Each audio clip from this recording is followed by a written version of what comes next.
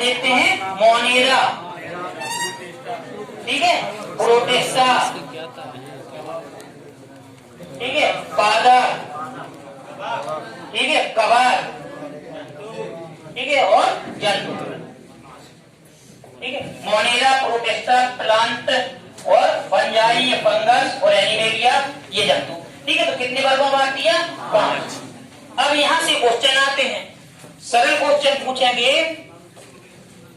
तो सरल क्वेश्चन आपका आएगा कि 5 जगत वर्गीकरण को किसने दिया था?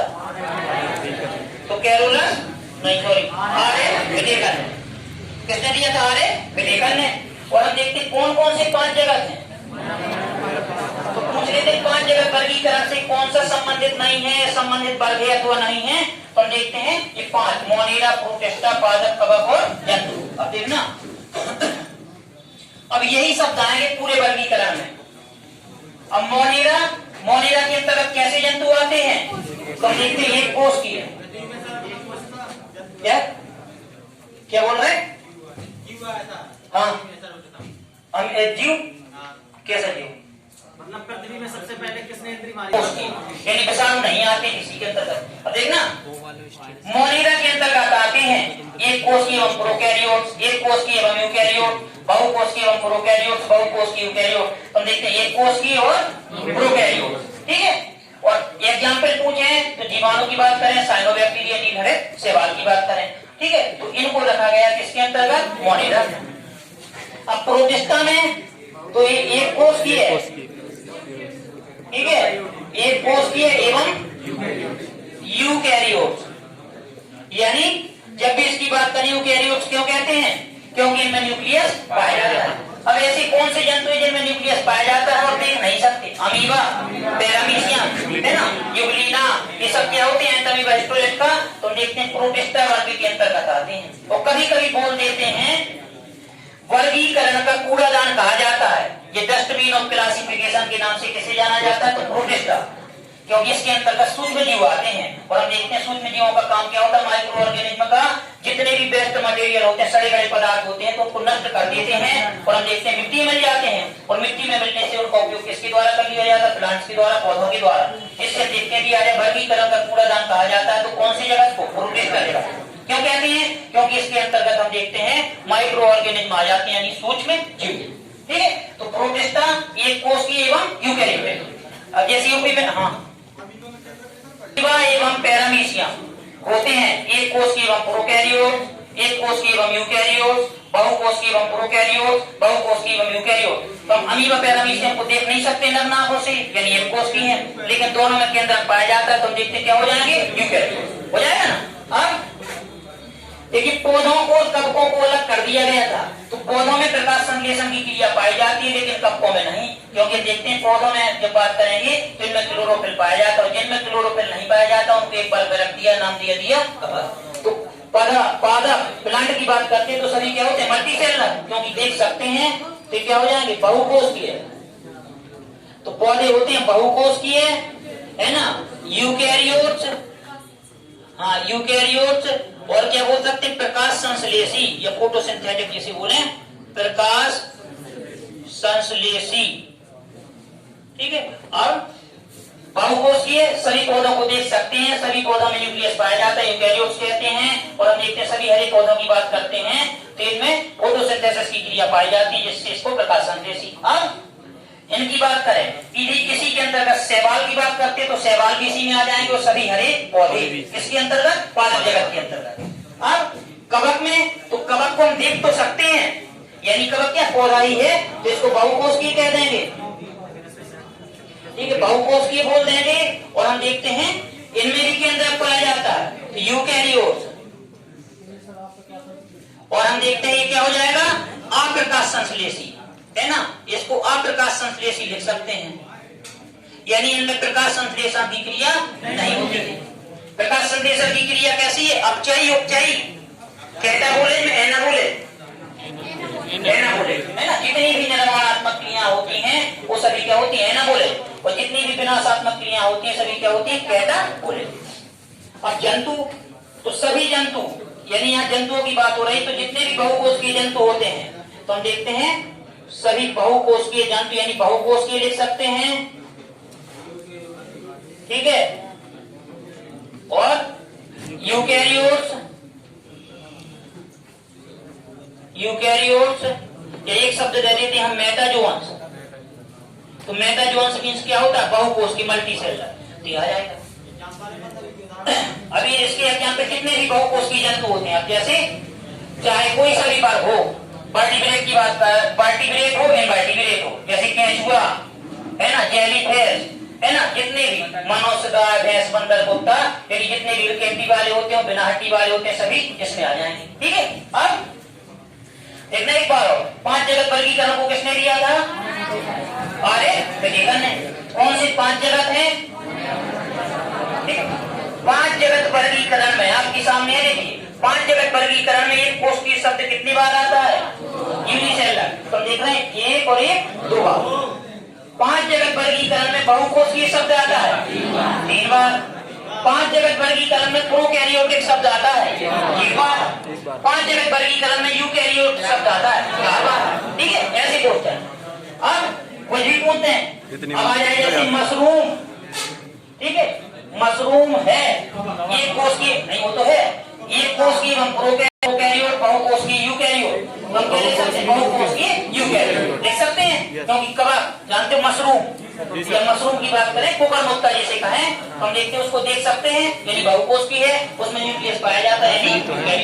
ऐसे क्वेश्चन। अब आपका एसआई में लगा के जो भी आपकी तैयारी कर रहे हो, एसएससी सीजीएल की, तो 5 जगत में इससे ज्यादा कठिन क्वेश्चन नहीं माना गया है। जब यही पूछते हैं कि ये बहुकोष की यूकैरियोट, प्रोकैरियोट, तो इनमें हम कंफ्यूज होते हैं। तो प्रोकैरियोट जिनमें न्यूक्लियस नहीं पाया जाता है, और यूकैरियोट जिनमें न्यूक्लियस पाया जाता है। बनिए ना सभी से, बिल्कुल सरल भाषा में बनना चाहिए सभी से। अब देखना, अब थोड़ी यहाँ से सभी लोग कह रहे हैं बन जाएगा, तो कुछ क्वेश्चन हो जाए 2-4 सरल सरल बिल्कुल, जैसे है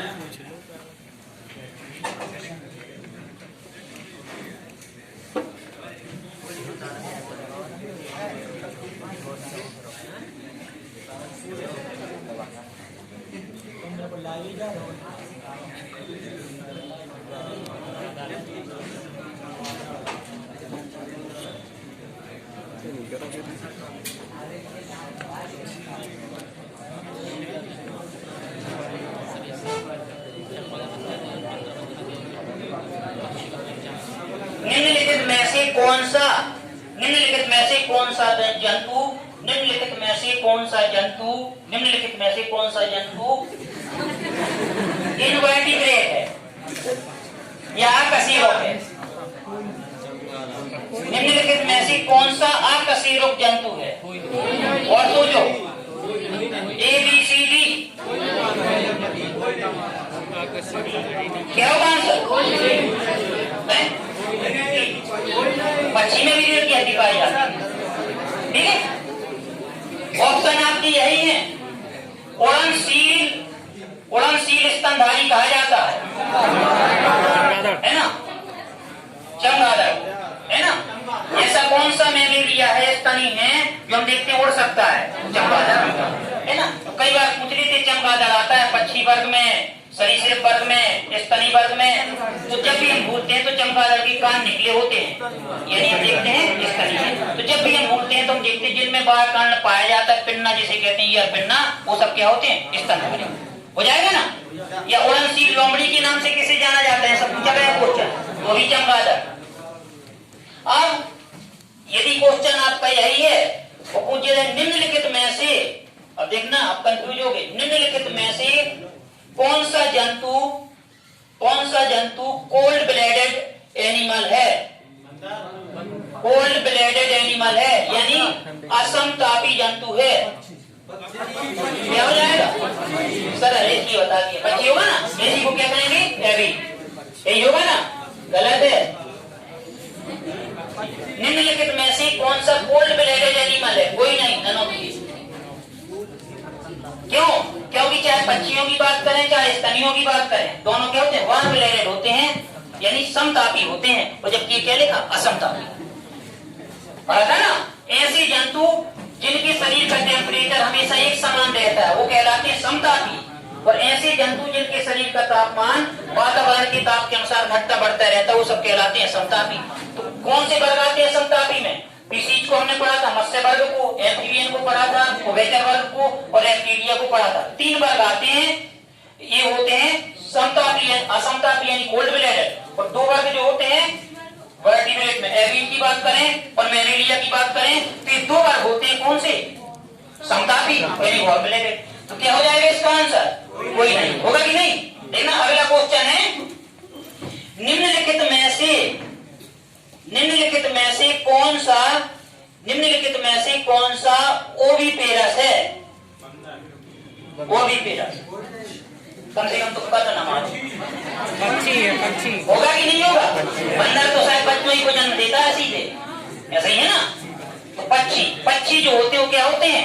ओविपेरस यानी अंडा, है ना? ये देखना इसी में हम क्वेश्चन यदि रख के डायरेक्ट मार के तो क्वेश्चन को इसी को ऑप्शन नहीं लाएंगे। और क्वेश्चन हमने क्या दिया, निम्नलिखित में से कौन सा जरायुज नहीं है? तो भी हमको पक्षी आएगा। कभी कभी ऐसा कर देते हो कि एक क्वेश्चन दिया उसी से हर दूसरा दे दिया, ऑप्शन वही रहेंगे, आंसर भी वही आएगा। तो निम्नलिखित में से कौन सा जरायुज नहीं है यानी कौन सा ओविपेरस है?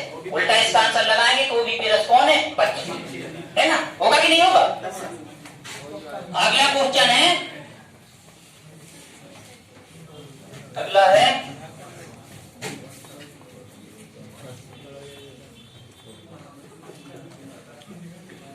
ये जो बता देगा वो थोड़ी अच्छी तरह से पढ़ाई कर रहा है। अगला है, निम्नलिखित में से कौन सा जंतु मेटाजोअंश है? ऐसा क्वेश्चन आएगा आपका। निम्नलिखित में से कौन सा जंतु मेटाजोअंश है? हमें ये नहीं पूछ रहे ABCD। कितने लोग कह रहे हैं? हाथ उठाइए। और कितने लोग बी कह रहे हैं? बी कोई नहीं कह रहा, एक लोग कह रहे हैं। चलो नाम सी कितने लोग कह रहे हैं? तो भैया बी कितने लोग कहेंगे? तो हमें समझ नहीं आता कौन ये कितने लोग कह रहे हैं, बी कितने लोग कह रहे हैं? नहीं सब तो काम आ रहे हैं। क्वेश्चन फिर करने निम्नलिखित में से कौन सा मेटाजोअंश जंतु है? हम बता चुके हैं जब तक हमें अर्थ पता नहीं होगा साइंस में तो क्या मानना है। हम मेटाजोअंश का आंसर बता चुके क्या होता है? बहुकोष की है। तो क्या है? सही होगा कि नहीं होगा? केंचुए को भी शायद देख सकते हैं, केंचुओं को भी हम शायद बिना माइक्रोस्कोप की सहायता से देख सकते हैं, मछलियों को भी देख सकते हैं, मेढक को भी। तो सही हो जाएगा ना? होगा कि नहीं होगा? होगा कि नहीं होगा? लेकिन यदि यही क्वेश्चन है, यही ऑप्शन है और पूछ लिया जाए निम्नलिखित में से कौन सा प्रोटोजोअंश है? प्रोटोजोअंस है तो कोई नहीं, क्योंकि प्रोटोजोअंस क्या होते हैं? एक कोष के जीव, है ना? तो हम देखते हैं सभी क्या है? बहुकोष। प्रोटोजोअंस क्या है? Group of unicellular animal. और मेटाजोअंस की बात करेंगे तो ग्रुप ऑफ मल्टीसेलुलर एनिमल। तो बहुकोष की जंतु यानी सभी को हम देख सकते हैं ना, बनेंगे ना? मजा आया क्लास में? थोड़ी कौन सा क्या है नाम चाहता है इसको? ऑनलाइन क्लास को देखना चाहता है तो यूट्यूब पर सर्च कर सकते हैं जगभान सिंह ठाकुर यूट्यूब क्लास में, तो आपको बिल्कुल इसका वीडियो मिल जाएगा। धन्यवाद। जुड़े रहने, चैनल को सब्सक्राइब किया जाए। पिछली बार ऐसा हुआ था